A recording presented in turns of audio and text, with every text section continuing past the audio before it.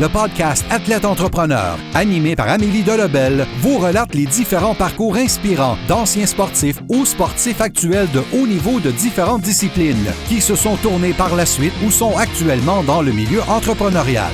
Des entrevues et reportages qui sauront vous motiver à atteindre votre plein potentiel. Le podcast Athlète Entrepreneur, des cheminements à découvrir.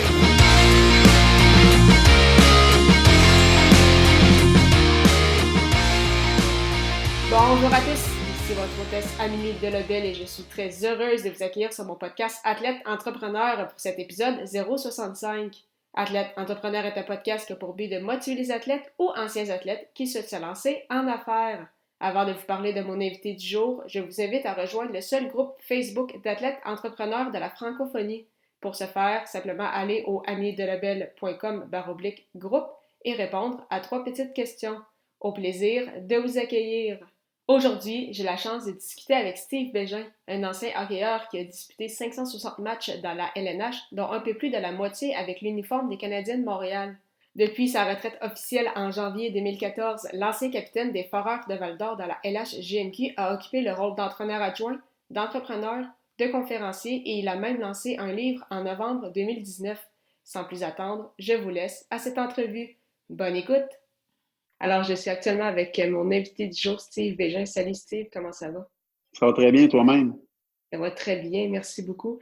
Tout d'abord, première question, est-ce que tu pourrais nous expliquer en fait ton parcours dans le monde du hockey, de tes années mineures à ta carrière chez les professionnels? Mon parcours, écoute, j'ai commencé, mon père m'a introduit au hockey, j'avais 6 ans.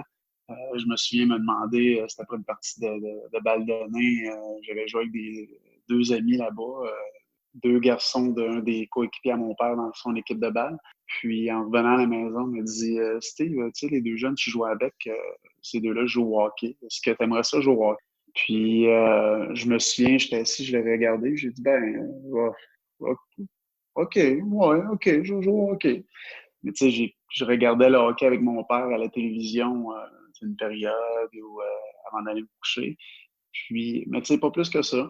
Fait que, aussitôt que j'ai commencé à patiner, j'ai embarqué sur la patinoire, j'ai tombé en amour avec le hockey. Puis à partir de cet âge-là, à 6 ans, j'ai commencé à dire que je voulais jouer au hockey dans la Ligue nationale.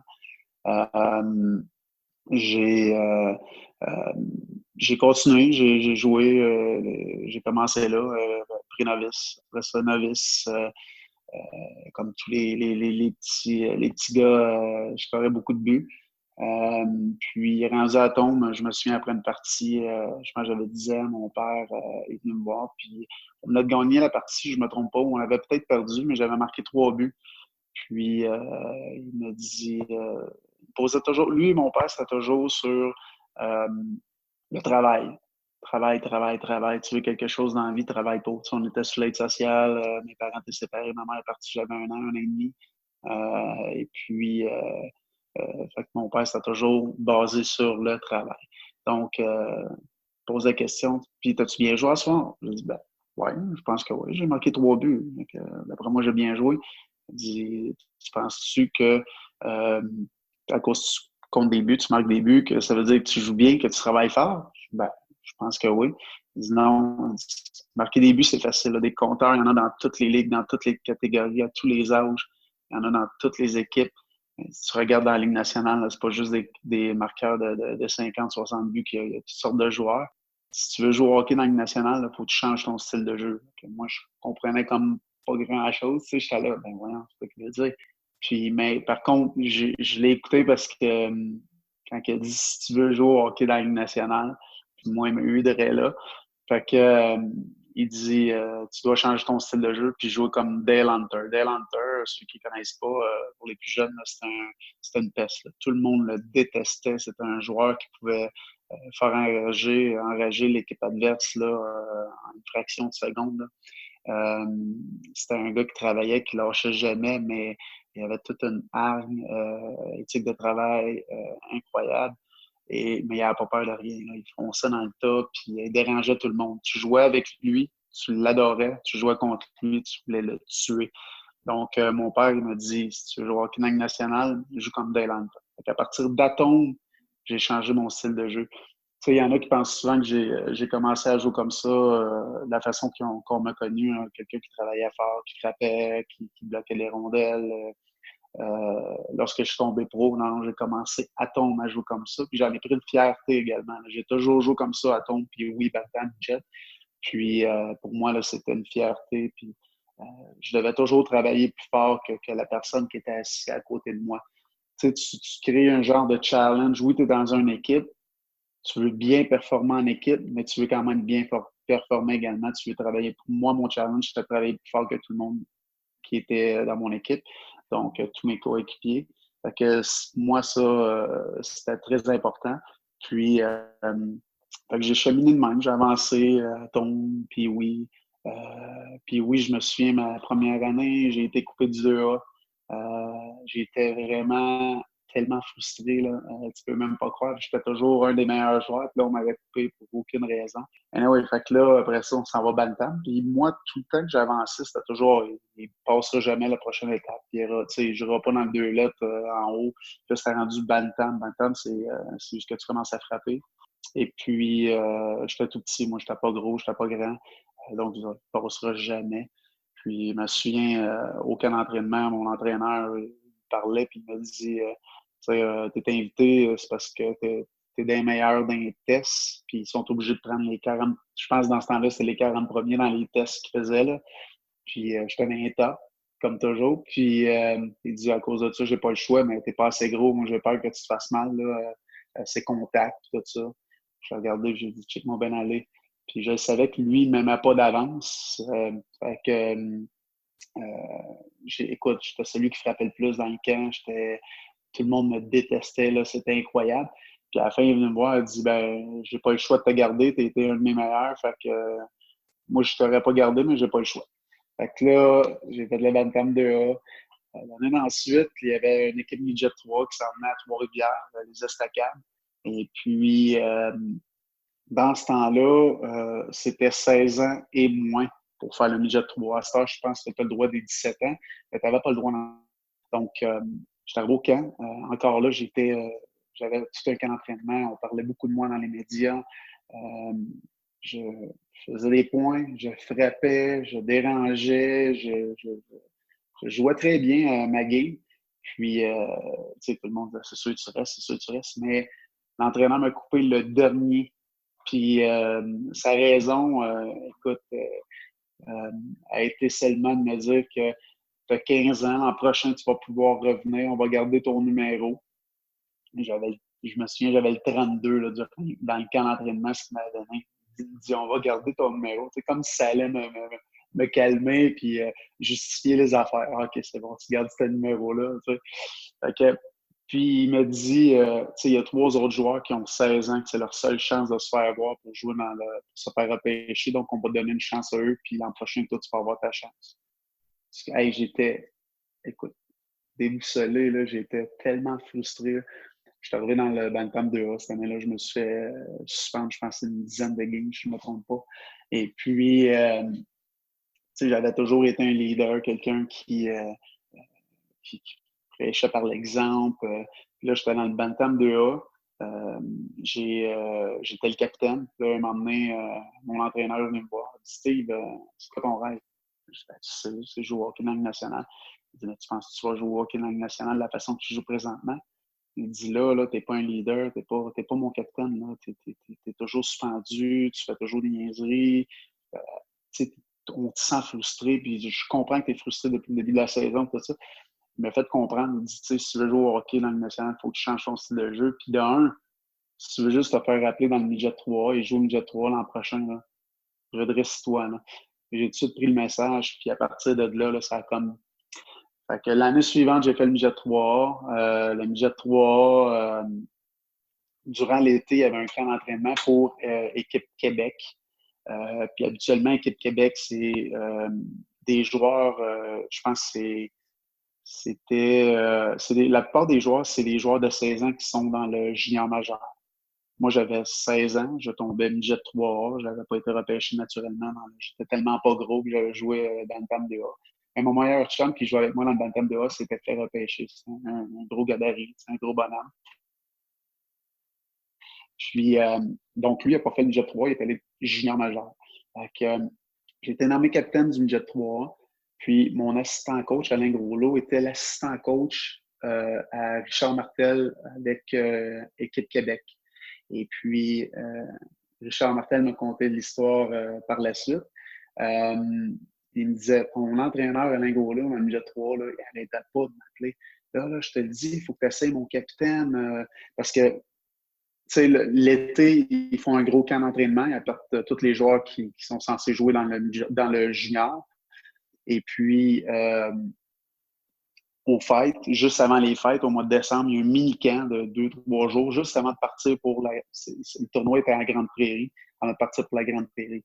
Donc, là, mon entraîneur de Jet 3, il poussait pour que je fasse ce mini-camp-là. Puis là, un moment donné, il a dit, hey, écoute, là, il dit là, je vais l'inviter, je vais le garder 2-3 jours, puis je vais le retourner avec ton équipe, là, ça va te faire plaisir, là, je vais le faire pour toi. Il dit, je te le dis, tu vas le garder, tu vas l'adorer, c'est ton style de joueur. Puis, je suis arrivé au camp d'entraînement, puis juste avant de partir, tu sais, les médias ils sont venus me voir. Tu sais, on est content pour toi, tout ça.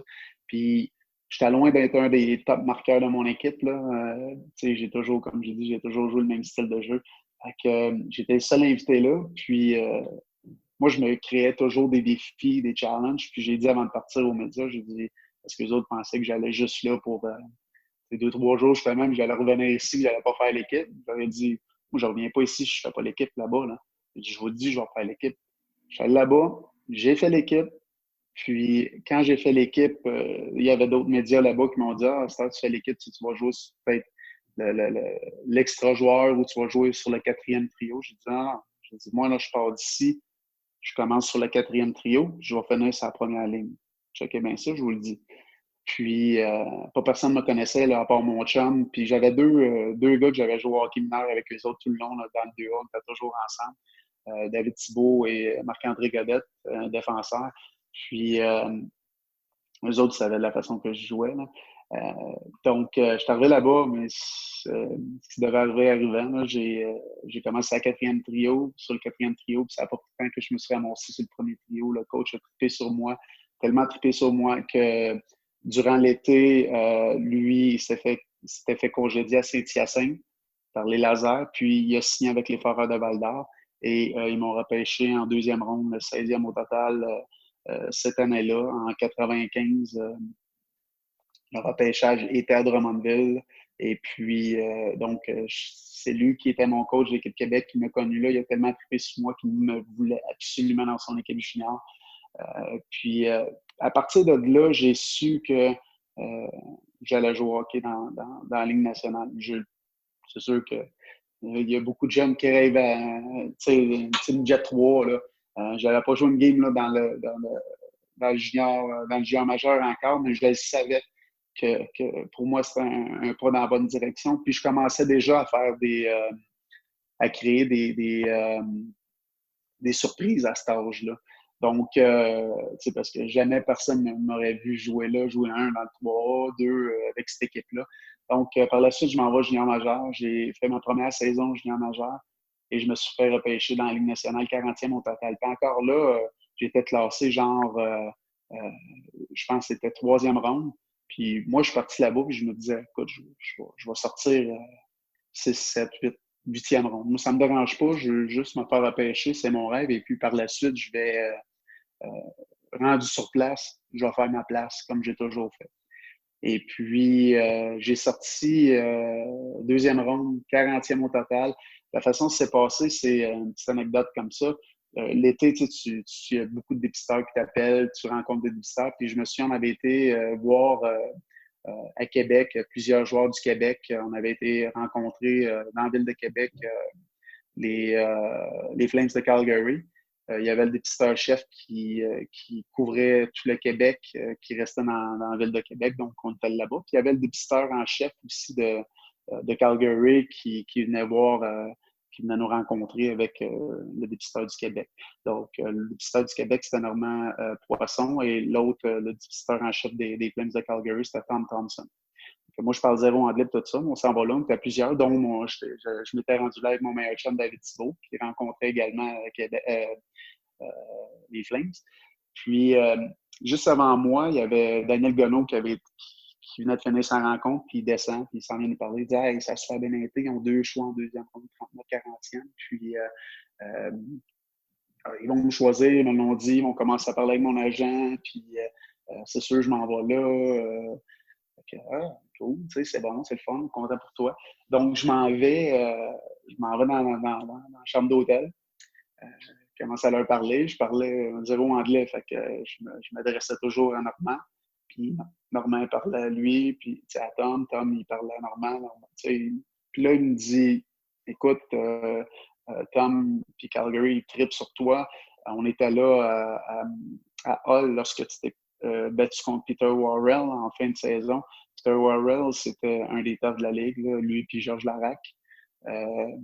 Il était 6 pieds 7, 240 livres. Moi, je fais 5 et 11, 170 livres là, dans le junior là, avec mon équipement. Là. Donc, je l'avais super bien paru contre lui. Puis, eux autres étaient là en même temps. Puis, il dit, à partir de ce moment-là, il a trippé sur toi.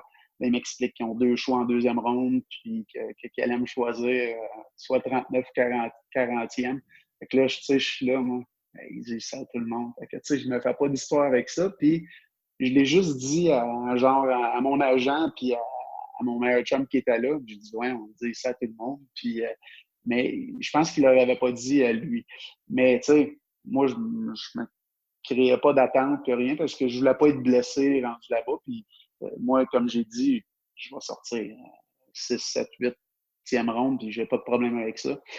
Rendu au repêchage, j'ai un autre de mes meilleurs chums, Jean-Pierre Dumont, que j'ai joué avec à Val-d'Or, il s'est fait repêcher 3e overall. Il n'a pas resté si longtemps, lui. Puis, je me souviens, en deuxième ronde, lorsqu'il était rendu au 39e choix, là, je disais à tout le monde, parce que mon agent, Yves Archambault, on était tous ses joueurs, on était assis ensemble. Là, je disais à tout le monde, je mets 20$, les boys, 20$, que c'est Daniel Gonneau qui sort au 39e. Fait que là, c'est Calgary, 39e. C'est un gars de l'Ouest, Travis Brigley, qui était sorti, un joueur de Lethbridge. Et puis, j'ai dit 40e, les boys, c'est Daniel Gonneau. Je vous le dis, je vous gage 20$. Puis, je vois mon chum qui est sur le parterre, Jean-Pierre Dumont, puis il part à courir, puis il pointe en haut, il me pointe. Il dit, ça va être toi, ça va être toi, ça va être toi. Fait que là, moi, je regarde, mais tu sais, je l'écoute pas. Fait que là, j'écoute c'est quoi qu'ils disent. Là, j'entends le dépisteur chef Tom Thompson de Lay Forward de Val d'Or, le joueur tu sais, tu es tellement sous l'émotion, c'est tellement difficile à expliquer. Là, c'était comme si je me souvenais pas de m'avoir levé, je me souvenais pas de ce que j'avais fait. Puis, mais je l'ai vu à la télévision. Dans ce temps-là, c'est fantastique, là, je trouve ça drôle. Là. Dans ce temps-là, à RDS, je pense qu'il était le temps d'antenne pour le repêchage, c'était 3 heures. Dans ce temps-là, c'était toute d'une journée. La première ronde qui prend beaucoup de temps, puis après ça, ils vont aussi loin qu'ils peuvent avec la façon que le draft se déroule. Puis j'ai été le dernier ou l'avant-dernier joueur à être repêché à la télévision. Et j'étais tellement fier de ça. Là. Fait que c'est ça. Fait que là, je suis sorti 40e à Calgary. J'ai terminé mes 2 autres années junior majeures. Mon année 18, après ça, mon année 19 ans. À 19 ans, j'ai commencé à Calgary. J'ai joué 5 parties à Calgary. Ça, c'est une autre histoire quand même assez drôle.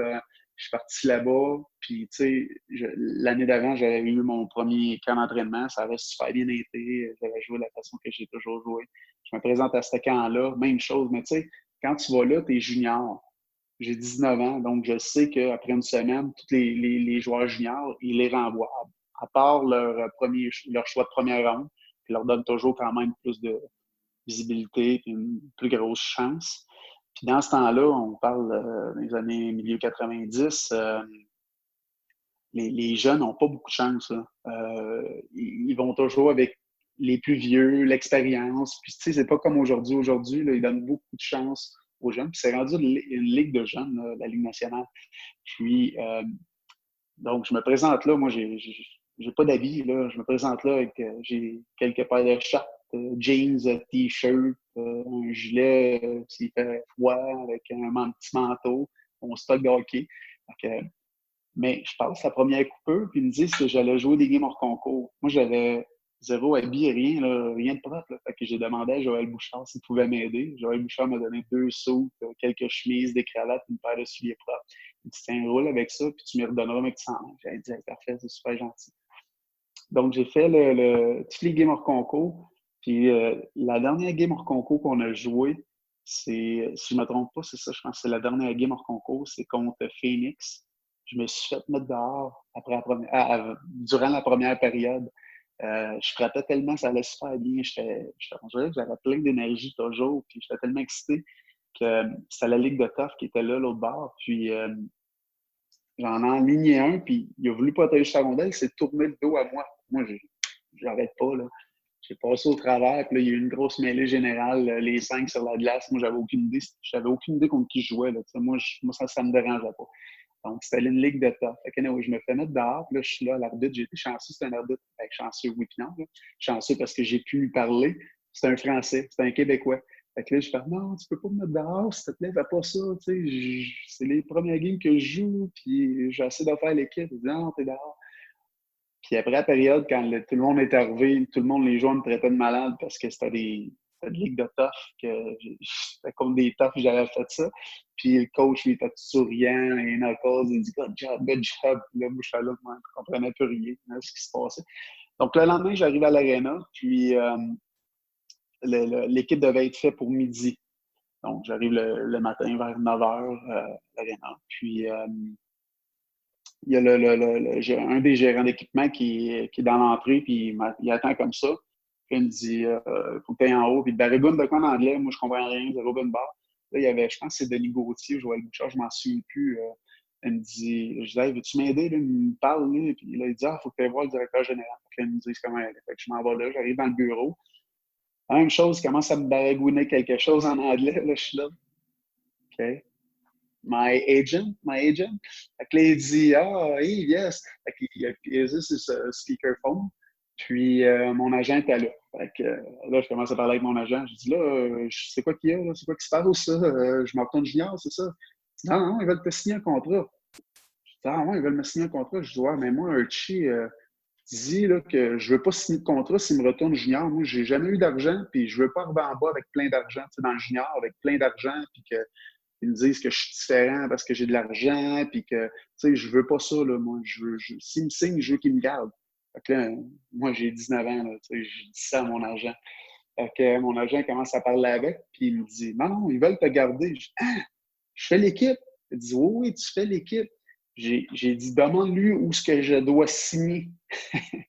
Fait que là, c'était out coach, le directeur général, il me montre il y avait toujours des stickers. Là. Fait que j'ai signé, je suis parti en bas, gros sourire, j'arrive dans la chambre. Fait qu'en rentrant dans la chambre, puis mon équipement est encore accroché, ça voulait dire que je restais et que je faisais l'équipe. Là, tout le monde sont venus me voir, congratulations, félicitations, puis ils commencent à me parler. Puis il y en a un qui me dit, puis c'est quoi ton contrat, combien tu as signé? Je fais, je n'ai même pas regardé, je ne sais pas. Moi, j'étais tellement content de faire l'équipe, de jouer dans la Ligue nationale que j'ai aucune idée. J'avais aucune idée combien j'avais signé comme contrat. Donc, le soir, après la pratique, en l'après-midi, j'ai appelé mon agent. Je lui ai dit, hey, tu peux-tu me dire combien j'ai signé, notamment? Fait que, tu sais, c'est une belle anecdote. C'est quelque chose de drôle. J'ai passé un mois à Calgary cette année-là.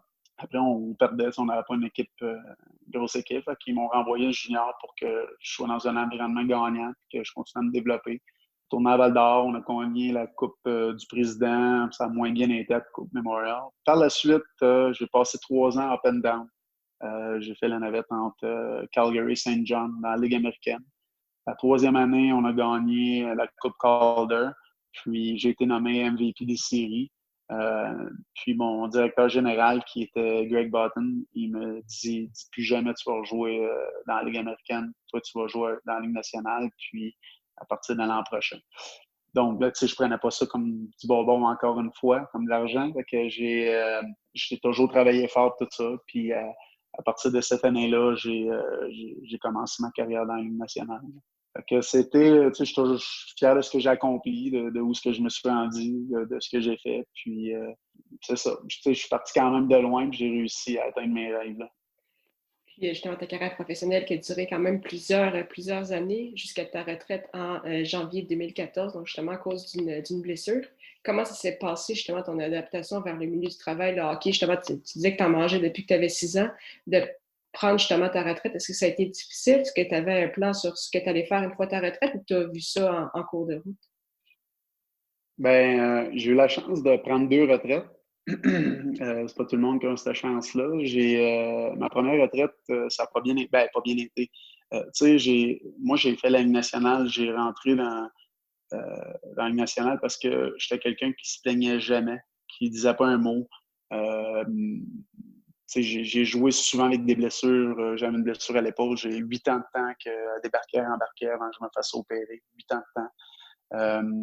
Mon problème de hanche, 4 ans de temps que j'ai dealé avec ça. Puis, parce que je voulais pas que quelqu'un d'autre prenne mon spot. J'étais habitué de jouer avec la douleur, ça me dérangeait pas. Et puis, la blessure à la hanche m'a vraiment ralenti beaucoup, beaucoup. Donc, tu sais, pas avoir parlé, m'avoir de garder ça mort, de pas chialer, de dealer avec la douleur toujours, me fait, oui, rentrer dans la Ligue nationale, mais c'est ce qui m'a également sorti de la Ligue nationale. Donc, ma première fois que ma dernière année que j'ai joué au hockey, avant ma première retraite, j'avais terminé la saison, j'étais à Milwaukee. Et puis, j'ai manqué la moitié de la saison. Puis, c'est là qu'ils ont décidé, eux, de faire une résonance magnétique que les Canadiens ne m'avaient pas fait faire et que les Blues de Boston ne voulaient jamais me faire faire. Puis, ils ont vu que j'avais un problème de hanche, que j'avais labrum tear, j'avais du bone spur, j'avais toutes sortes d'affaires qui me causaient des problèmes. Puis là, il me dit, c'est tellement magané, comment ça qu'il n'y a pas personne qui a vu ça avant? Je dis pas qu'ils n'ont pas vu ça, c'est qu'ils ne voulaient pas le voir. Puis je leur disais tout ça. Fait que j'ai pris ma première retraite à cause des blessures. Fait que tu finis pas sur ton terme. J'ai passé un an de temps, quasiment un an de temps, 8 mois, genre, à pas savoir quoi faire. Tu sais, je n'étais pas bien.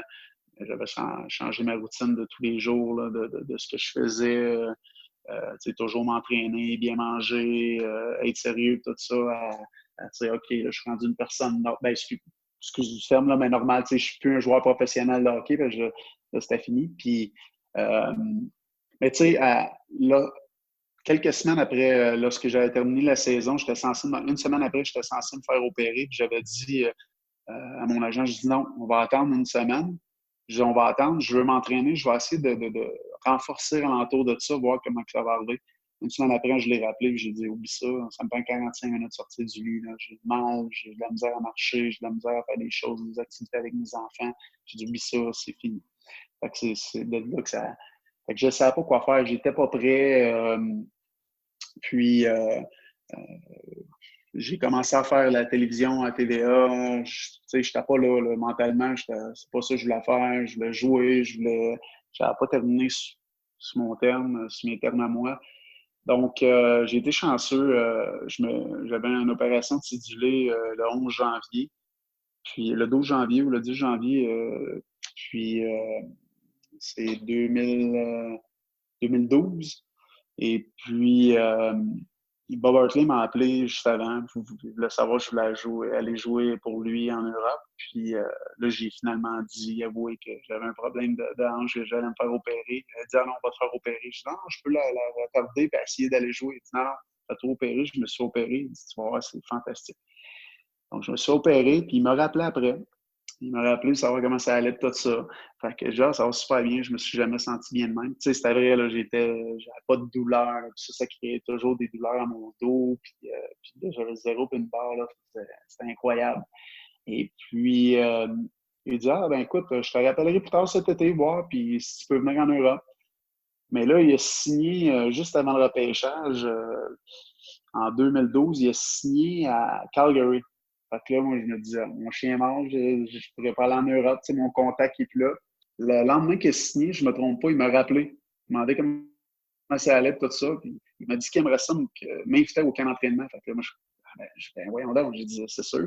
Puis là, il s'est passé toutes sortes d'affaires. Fait que là, toutes les fois qu'il disait qu'il me rappelait, il m'a toujours rappelé. Là, un moment donné, durant l'été, il m'a fait faire un test, voir si j'étais en forme.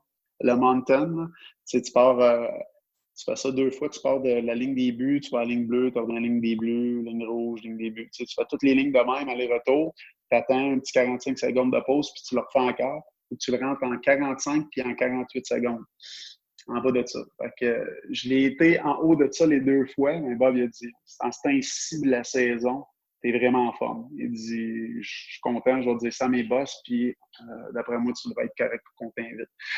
Fait qu'il m'a, quelques jours après ça, il m'a envoyé mon invitation à son camp d'entraînement. Puis j'ai été chanceux, par contre, ça a été l'année du lockout. Fait qu'on a manqué la moitié de la saison. Donc, j'ai eu au total 1 an complet de m'entraîner. Je me suis entraîné 2-3 fois par jour. Puis ça a super bien été. J'étais bien. Je me suis présenté là avec la forme incroyable.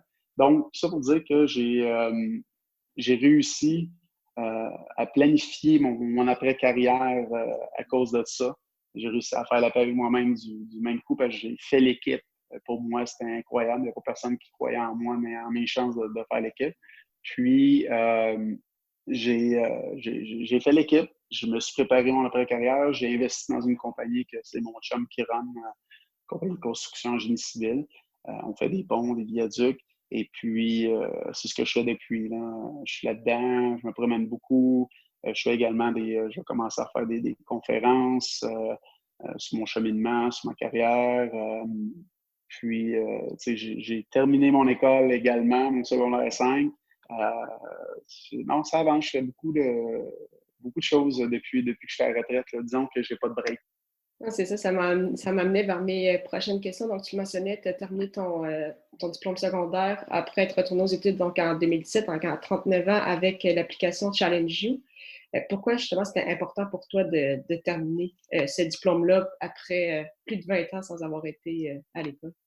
Ben, écoute, en premier, je savais lorsque j'ai pris ma décision de lâcher l'école à 17 ans que je ne prenais pas une bonne décision. Mais pour moi, je croyais que c'était la meilleure chose pour me concentrer sur le hockey. Puis, dans le fond, là, je savais que c'était une défaite que je me donnais. Mais quand je suis tombé pro dans mes débuts, je me suis dit, il faudrait peut-être que je termine au moins mon secondaire 5 parce que qu'il arrive une blessure, que ce soit sur la glace, au hockey ou à l'extérieur de la glace, puis que ça m'a fin à ma carrière, je n'aurais pas recommencé si loin. Je vais avoir quand même une petite base, puis après ça, on va repartir de là. J'aurais peut-être, je vais gagner du temps de ce côté-là. Mais la logistique dans le temps, là, dans les fin années 90, là, je mets toujours le même exemple. Là, lorsque une chanson de 2 minutes, ça prend 45 minutes la downloader sur Internet, là, les chances de terminer ton école, c'était assez mince lorsque tu étais à l'extérieur. Donc, j'ai mis le projet sur la glace. Et puis, finalement, 3 ans après, j'ai tombé dans la Ligue nationale à temps plein. Donc, le projet est tombé à l'eau. Je ne pensais pas à ça. Puis, lorsque j'ai pris ma retraite, je pensais quand même, j'ai checké les petites avenues, comment est-ce que je pourrais faire ça et tout, mais j'avais pas jamais entendu parler de ce projet-là de Challenge You. Puis un de mes bons amis, c'est son frère qui a fait cette plateforme-là. Donc, ils m'ont comme lancé un défi avec Georges Saint-Pierre. Puis en fait, en même temps, je tombais porte-parole. Donc, je peux vous dire que j'ai mis beaucoup de temps, une fierté également. Je devais terminer mon cours de français. 7 examens de français et 1 examen d'anglais. Et puis, ça a super bien été.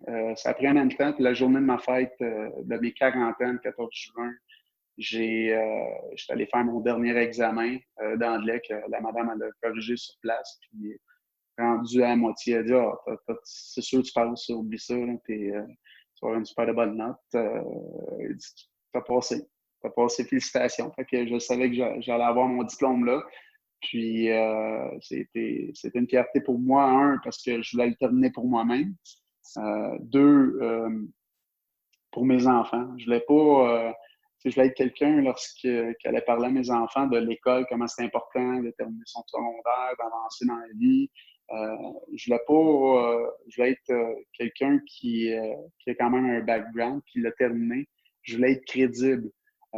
C'est facile de dire hey, c'est important l'école, finis-la. Puis là, qu'ils me disent mais papa, t'as pas fini ton secondaire, puis ça a bien été dans ta vie. Là. Je voulais pas que l'élastique me pète dans la face. Fait que je l'ai terminé un petit peu pour ça, donner un exemple à mes enfants. Mais également, là, après tout ça, là, c'est donner un exemple aux jeunes décrocheurs du Québec, ou à tous ceux qui veulent décrocher, qui pensent que s'en aller sur le marché du travail à un jeune âge peut être payant, peut être bon pour eux. Là, c'est aucunement la bonne décision à prendre. Donc, c'est un petit peu pour leur donner un exemple à eux et le courage de continuer et de persévérer pour terminer leur étude secondaire.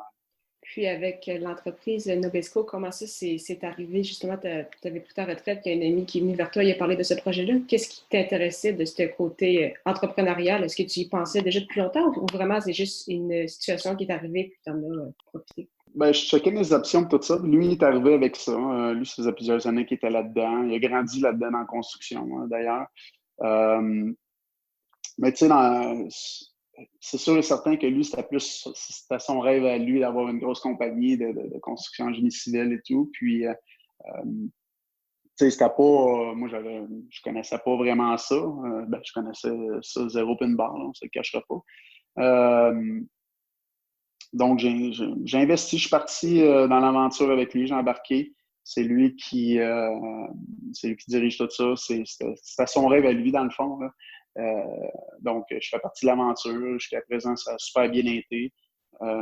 Puis, on grossit année après année. C'est sûr qu'il y a des moments difficiles, comme là, cette année, avec ce qui se passe. Là, on n'a pas personne, on n'est pas à l'abri de ça, mais c'est des choses qu'on passe au travers, éventuellement, hein, comme toutes les autres compagnies. Mais c'est ça. C'est sûr que j'ai d'autres projets aussi là, que je mijote, qu'on est après étudier et tout, mais une chose à la fois. Là. Puis, il y a quelques mois, tu as lancé ton livre, donc Ténacité, Courage, Leadership, qui était écrit par Luc Gélina. Comment ça s'est passé dans tout ce processus-là? En fait, l'idée de replonger dans tes souvenirs. On voit aussi, justement, c'est un très, très bon livre. On voit plusieurs de tes anciens coéquipiers, entraîneurs également, qui parlent dans ce livre-là. Donc, comment tout ce projet-là, en fait, s'est mis en place? Ben, ça faisait plusieurs fois qu'on me posait la question si je voulais pas écrire ma vie puis mettre ça dans un livre. Ça m'intéressait pas. Moi, je trouvais pas que j'étais quelqu'un qui avait une histoire. Tu sais, j'étais pas un Maurice Richard, un Mario Lemieux, un Jean Béliveau de ce monde. Puis, tu sais, je disais toujours, oh non, je me sens pas bien là-dedans, je veux pas, non. Puis, finalement, encore avec Simon Arsenault du groupe MVP, il m'a encore posé la question. Il me dit, tu sais, ça va aider pour tes conférences également. Puis, j'ai dit, OK. Fait que là, qui c'est qui pourrait écrire ça? Puis il m'a donné 2 choix, 3 choix. Puis quand il a dit Luc Gélina, j'ai dit, c'est beau, je vais le faire si c'est Luc Gélina. Fait qu'on a appelé Luc. Luc a dit, ben oui, il était super content, tout ça. Puis il a dit, on va l'écrire d'une certaine façon. Puis, mais tu sais, j'étais quand même toujours pas bien là-dedans. Puis, pour moi, c'est important que ce soit un récit de vie. Je ne voulais pas qu'on appelle ça autre chose que ça. Et puis, je voulais en faire un livre que le monde allait lire puis qu'il allait trouver des sources de motivation, de la persévérance, du caractère, du courage. C'est un petit peu un livre de même que je voulais qu'on écrive ensemble. Et puis, pendant le processus, je me posais toujours des questions, mais je me sentais pas bien. Puis je disais, je suis qui, mettons, pour écrire ça? Je peux pas... Tu sais, puis j'en parlais souvent avec Luc Gélina, puis je disais à un moment donné, il faut trouver autre chose, il faut ajouter un plus au livre, puis il faut qu'il y ait quelqu'un qui vienne parler, tu sais, un psychologue sportif, je ne sais pas, puis c'est là que j'ai eu l'idée, j'ai pensé à Sylvain Guimond, puis on y a parlé, puis lui, il disait, oui, j'embarque, oui, c'est super, puis ça a donné ce que ça a donné présentement, le projet a été super, j'étais vraiment content de ce que ça a donné, le final, avec l'ajout de Doug Guimond, c'était numéro 1, il a fait un job splendide. Puis je pense que sans lui, le livre n'aurait pas tourné de cette façon-là. Oui, le livre aurait quand même été quelque chose de spécial, de beau, parce que Luc, il a une belle écriture, Luc, il est bon dans ce qu'il fait, mais avec l'ajout le plus qu'on a mis avec Sylvain Guimond, hein, c'est incroyable. Là. Fait que, je suis vraiment content, puis je suis content finalement du récit de vie, de mon récit de vie. En effet, c'est un très, très bon livre. D'ailleurs, je vais mettre le lien vers le livre donc, dans les notes de l'épisode. Comme dernière question, justement, tu parlais des projets. C'est quoi en fait tes objectifs pour les prochaines années? Est-ce que tu veux vraiment te concentrer sur ton entreprise? Justement, tu parlais des conférences. Est-ce qu'il y a d'autres domaines que tu aimerais toucher? Je pense que je vais prendre goût. J'ai fait quelques conférences là, avant le confinement. J'étais allé à Val d'Or. J'allais partir pour Rimouski. Finalement, ça a été cancellé à cause de ce qui se passe présentement. Mais je pense que je vais prendre vraiment un goût à donner des conférences, puis à m'améliorer là-dessus également. C'est d'en faire, puis d'en monter une, d'en monter une autre, puis d'en avoir différentes.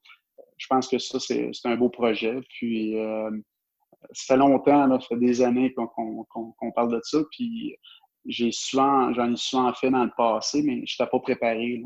Là, on a commencé à me structurer, puis parce que sinon, je peux partir à parler, puis je vais prendre 2h30, 3 heures là, de ton temps. Là.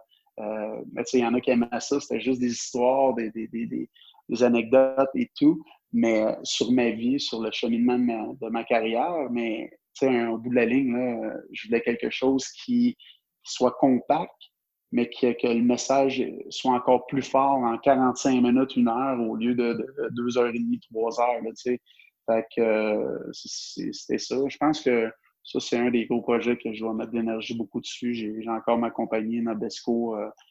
Faut que je mette également beaucoup d'énergie, mais tu sais, je suis après étudier d'autres choses. Là, on va voir avant d'en parler là, si ça va fonctionner ou pas. Puis au cours des dernières années, tu avais également aidé comme entraîneur adjoint avec les Foreurs en 2014, mais également à Drummondville avec les Voltigeurs. Est-ce que c'est quelque chose, t'as entré l'expérience justement du... Je ferme pas la porte. J'ai aimé l'expérience, c'était super, mais je ferme pas la porte. Là, à cause ma compagnie, j'ai dû quitter. J'avais une autre année à mon contrat, mais j'ai dû quitter pour m'occuper plus de ma compagnie qui qui grossissait de plus en plus. Mais je ferme pas la porte. Je sais pas, je peux pas te dire dans le futur c'est quoi qui va se passer, mais pour l'instant, là, je peux pas, j'ai pas de temps à mettre sur. Parce que, écoute, c'est à l'heure que tu rentres là, mais tu sais jamais à l'heure que tu sors. Puis surtout si tu es un passionné et que tu aimes ça, tu mets beaucoup de temps là-dessus. Coaching, c'est pire en tant que tu penses au temps là, que tu mets, là, c'est pire que lorsque tu es joueur. Donc, comme j'ai dit, on a mis ça sur la glace. Je ne sais pas ce que l'avenir va m'apporter sur ce côté-là. On va voir. Parfait. Pour terminer l'entrevue, je vais te poser quelques petites questions en rafale. Ma première, c'est quelle est la chose la plus importante que le sport t'enseigne? Je pense que c'est être soi-même. Je pense que si tu es toi-même, tu sais, moi, j'ai grandi d'une certaine façon, j'ai été élevé d'une certaine façon. C'est ce qui m'a apporté ce que je suis présentement, c'est ce qui a fait l'homme que je suis présentement. Et puis, j'ai vu, dans ma carrière, de tout mon cheminement, j'ai vu du monde qui essayait de jouer d'autres rôles, de changer eux-mêmes, puis d'être une différente personne. Souvent que ça ne fonctionnait pas. Donc, je pense que c'est important d'être soi-même. Puis, c'est ce que j'ai appris ça durant ma carrière, disons. Quel est ton plus beau souvenir sportif? Mon plus beau souvenir sportif, écoute, j'en ai plein, j'en ai trop. Là. Je t'ai raconté tantôt lorsque je me suis fait repêcher dans la Ligue nationale. Mon premier but dans la Ligue nationale, lorsque je suis arrivé pour le Canadien, toutes les fois qu'on scandait mon nom dans les estrades. Tu sais, je peux t'en nommer plein de même. La Coupe Calder que j'ai gagnée, la MVP. Là, tu sais, je suis un joueur qui a un rôle spécifique. Je n'étais pas un joueur fancy qui marquait plein de buts, mais j'ai été nommé joueur MVP dans ces séries-là.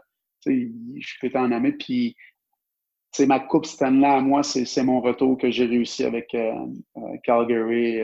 Bob Hartley qui m'a donné cette chance-là que j'ai remercié à toutes les fois que je lui parle d'ailleurs. Je pense que c'est un des très beaux souvenirs là, de ma carrière. Quel serait ton meilleur conseil pour un athlète ou un ancien athlète qui souhaiterait se lancer en affaires? Ben, c'est de ne pas avoir peur, de croire en soi. Comme au hockey, toute ma carrière, il faut que tu crois en tes rêves, il faut que tu crois en toi. Et puis, c'est la même affaire, même chose pour la business. Les deux se comparent beaucoup. Puis il faut que tu te lances. Il ne faut pas que tu aies peur là, de marcher sur un fil là, avec sans filet en dessous. Parce que c'est souvent lorsqu'on plonge dans le vide là, que les solutions arrivent et tout. Puis c'est un cliché, mais c'est vrai. Moi, je ne connaissais rien dans la construction, en génie civil surtout, là, mais j'ai embarqué dans le projet, ça va bien. J'ai quelqu'un en qui j'ai confiance, qui s'occupe de ça. Puis, faut croire en soi. C'est sûr et certain. Il faut avoir confiance. Puis encore une fois, il va y avoir des hauts, des bas. Il faut persévérer. Il faut jamais lâcher. Mais merci beaucoup, Steve, pour ton temps. C'était vraiment très, très intéressant. Merci beaucoup. Ça m'a fait plaisir. Bonne chance. À la prochaine. Un énorme merci encore une fois à Steve Bégin pour son temps et en souhaitant que vous ayez aimé ce 65e épisode officiel d'Athlète Entrepreneur. Pour écouter mes dernières entrevues, rendez-vous sur mon site internet au ameliedelebel.com/podcast. Si vous avez déjà un podcast ou vous souhaitez en lancer un, je vous recommande l'hébergeur Blueberry que j'utilise également. Pour obtenir un mois d'essai gratuit sur cette plateforme, simplement allez au ameliedelebel.com/Blueberry, BLUBRRY. Si vous avez des questions, n'hésitez pas à me contacter comme toujours. Merci beaucoup encore une fois pour votre confiance et à la semaine prochaine pour une